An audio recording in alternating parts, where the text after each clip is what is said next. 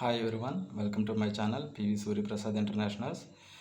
ఈరోజు తారీఖు 2026 ఆగస్టు 17.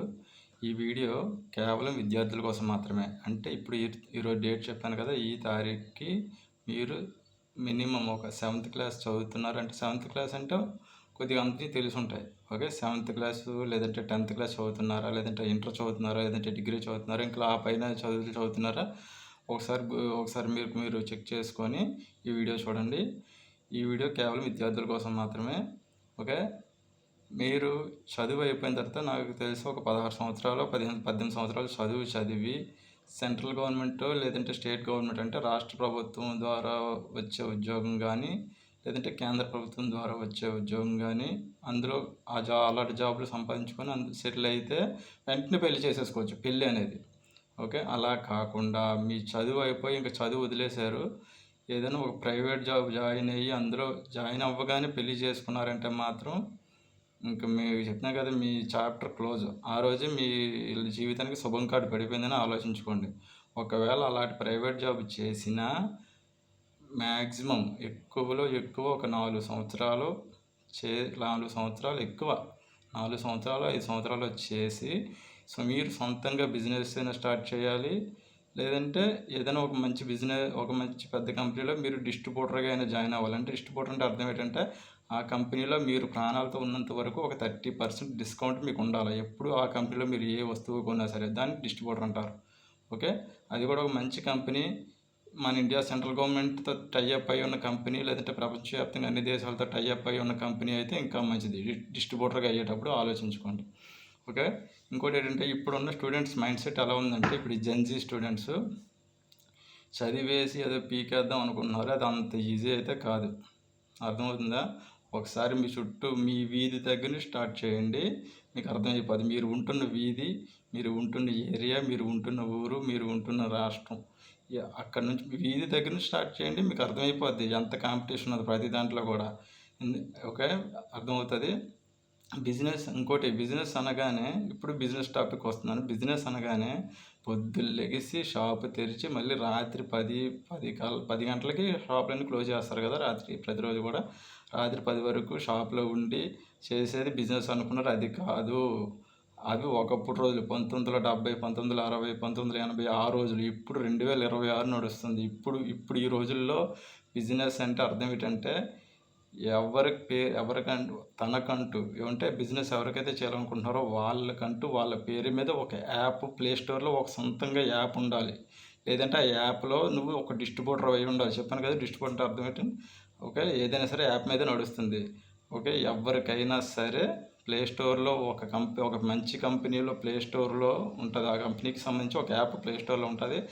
ఆ కంపెనీలో నువ్వు ఒక డిస్ట్రిబ్యూటర్ అయి ఉండి శారీరక శ్రమ లేకుండా సంపాదించడం నేను చెప్పేది. డిస్ట్రిబ్యూటర్ అయి ఉండాలి. ఓకే, ఆ యాప్ని నువ్వు వాడుతుండాలి. ఆ యాప్ ప్లే స్టోర్ నుంచి ఆ యాప్ ఇన్స్టాల్ చేసుకొని ఒకవేళ డిస్ట్రిబ్యూటర్కి అయ్యి ఆ యాప్ను నువ్వు సరిగ్గా వాడకపోతే మళ్ళీ మీరు అందులో ఎదగలేరు.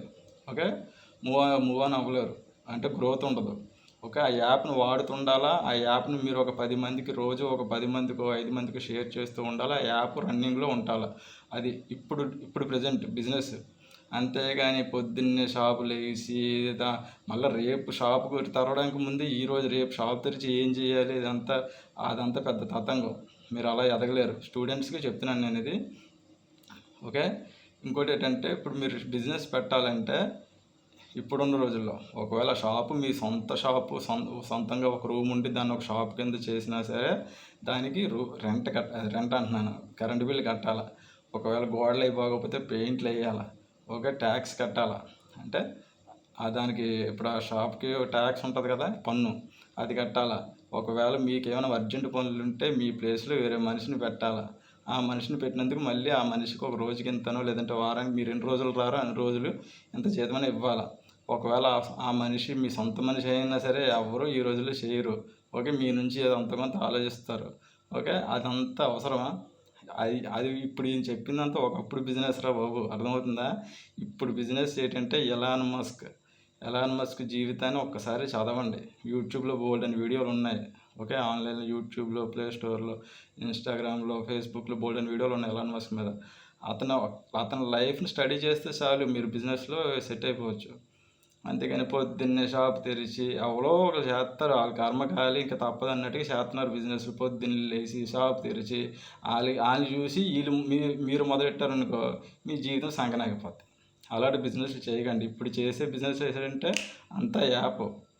ఫోన్ ఉందా, స్మార్ట్ ఫోన్ ఉందా, స్మార్ట్ ఫోన్లో ఒక యాప్ ఉండాలా.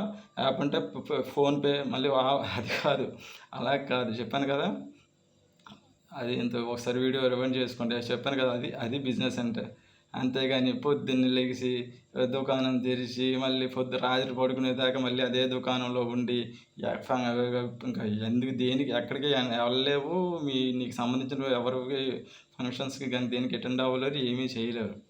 ఓకే, ఆలోచించుకోండి. ఓకేనా. అసలు బిజినెస్ ఒక పక్కన మన రాష్ట్ర ముఖ్యమంత్రి నారా చంద్రబాబు నాయుడు గారే చెప్తున్నారు, 1 family 1 entrepreneur. Okay, 1 family 1 entrepreneur అంటారు. ఆంటర్ప్రీనర్ అంటే అర్థం ఏంటో తెలుసా?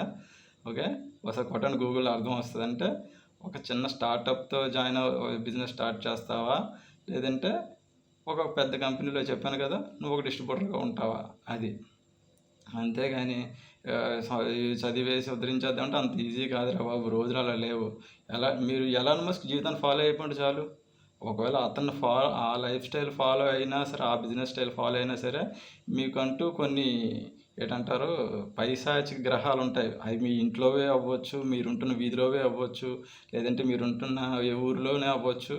ఇలాగ అవ్వచ్చు, రకరకాల వాళ్ళు మీ సొంత మనుషులు అవ్వచ్చు, సొంత ఫ్రెండ్స్ అయి ఉండొచ్చు. అలాంటి చాలా భయంకరమైన కొన్ని ఏంటంటారో గ్రహశకలాలు ఉంటాయి. గ్రహశకలాలు అంటే తెలుసా?